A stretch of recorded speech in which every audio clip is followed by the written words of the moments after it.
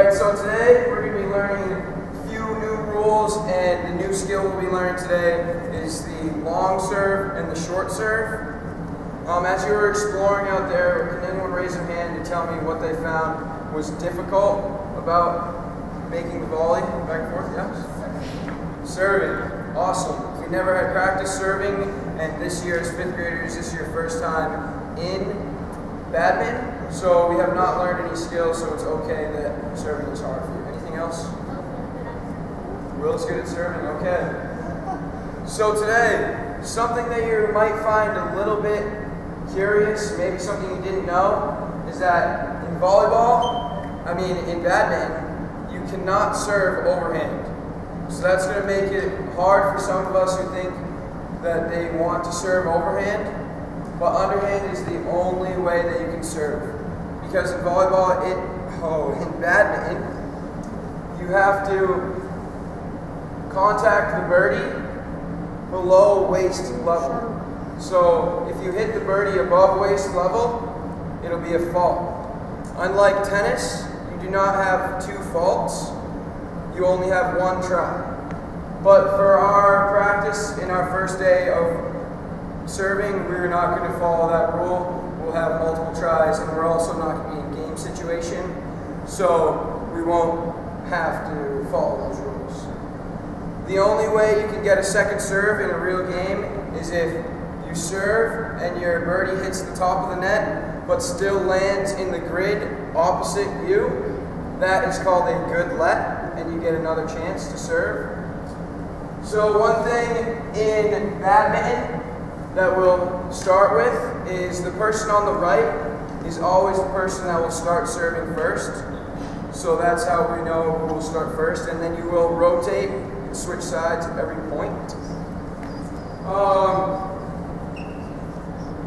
So for the serve, we're going to go over some really basics of the serve, starting with the hand grip, because a lot of people, we've never been taught how to even hold one of these.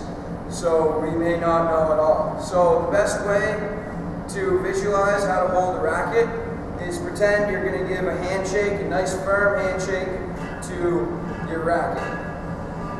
So your racket you want to have like this, almost with your thumb on top. So when you look at it like this, you'll just see the flat rim. Does anyone know why you don't hold it like this, with this facing forward?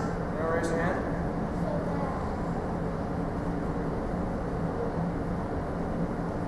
Yeah, that's some help.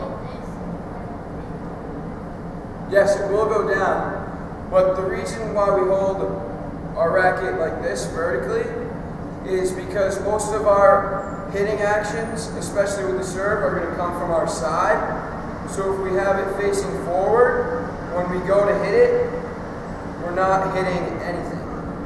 So that's why we have our serve like this, and we're going to want, just like in baseball or volleyball, we're going to be standing horizontal with our off foot facing the net. So our toe, when we step, will point to where we want to hit the birdie. So it's going to be just like in baseball or softball, where you step into it. So you step, smooth, make sure the head of your racket is under your waist. Another thing that we will talk about and want to focus on to make the serve easier is how you hold the birdie. Holding the birdie may not seem very important, but it is, because you want to make sure you're hitting the head of the birdie on your first serve. So the way we're going to be holding the birdie is making a circle with our index finger and thumb. We'll hold it out in front of our body like this, and we'll just drop it and hit it on the way. So we're not going to be tossing it up or anything, thank you. We're just going to be holding it around our waist, maybe a little bit higher, and then just dropping, making sure we contact the birdie below our waist. The 2 serves that you see up here are the long and the short serves, which can also be called the high serve or the low serve. The only difference between these serves are the angle in which you hit the birdie. If you want a long serve, you want to hit with more of an upward swing so it can arc over your opponent and land in the back end of the boundary. The short serve, you're going to want to have more of an even, flat swing so when you hit the birdie, it just barely crosses over the top of the net. So we'll talk more in offensive strategies when to use each one of these serves, but for now we're just going to be practicing these two serves. So right here we went over forehand grip. Everyone see how that is right there? We're not going to have anyone put their finger up like this, even if it feels more comfortable. You'll have less control of your racket.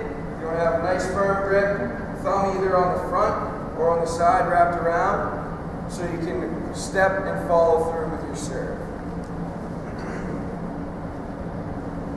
Does everyone see what I was talking about with the angle of our serves?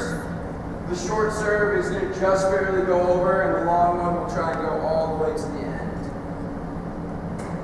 So also, many people have been confused from last time, and they want to serve from behind these lines right here.